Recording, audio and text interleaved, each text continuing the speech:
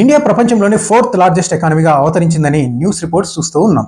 ఖచ్చితంగా ఇది గర్వపడాల్సిన విషయమే. అయితే కొంచెం డీప్గా అబ్జర్వ్ చేస్తే అసలైన నిజాలు తెలుస్తాయి.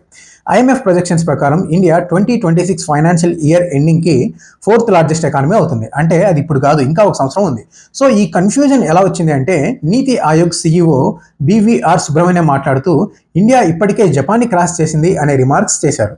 ఇదే కన్ఫ్యూజన్కి దారితీసింది. ఆయన కూడా ఐఎంఎఫ్ డేటానే కోట్ చేశారు. అయితే యాక్చువల్గా ఐఎంఎఫ్ డేటా తీస్తే 2026 ఫైనాన్షియల్ ఇయర్కి ఇండియన్ ఎకానమీ $4.187 ట్రిలియన్ అవుతుంది. అప్పటికి జపాన్ ఎకానమీ $4.186 ట్రిలియన్ ఉంటుంది. అంటే ఈ ప్రొజెక్షన్ ప్రకారం జస్ట్ చిన్న మార్జిన్తో ఇండియా జపాన్ని క్రాస్ చేసే అవకాశం ఉంది. ఇది అటు ఇటు అయ్యే ఛాన్స్ కూడా ఉంది. సో కరెక్ట్ డేటా రావాలి అంటే ఇంకొక సంవత్సరం వెయిట్ చేయాల్సిందే.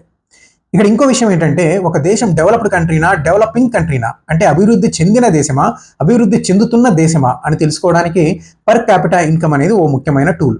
జపాన్ పర్ క్యాపిటా ఇన్కమ్ అనేది $34,000. అయితే ఇండియా పర్ క్యాపిటా ఇన్కమ్ ఎంతో తెలుసా? కేవలం $2,900. అంటే జపాన్ ప్రజల తలసరి ఆదాయంలో మన ఇండియన్స్ యొక్క తలసరి ఆదాయం 10% కూడా లేదు. కాబట్టి జీడిపి సైజ్ పెరగడం అనేది మంచి పరిణామం అయినా పర్ క్యాపిటా ఇన్కమ్ కూడా పెరిగితేనే అసలైన అభివృద్ధి. సో వికసిత్ భారత్ 2047లో భాగంగా మన దేశం పర్ క్యాపిటా ఇన్కమ్ కూడా గణనీయంగా పెరిగేలా స్టెప్స్ తీసుకుంటుంది. సో మనం రైట్ డైరెక్షన్లోనే ఉన్నామని ఆశిద్దాం. Thank you.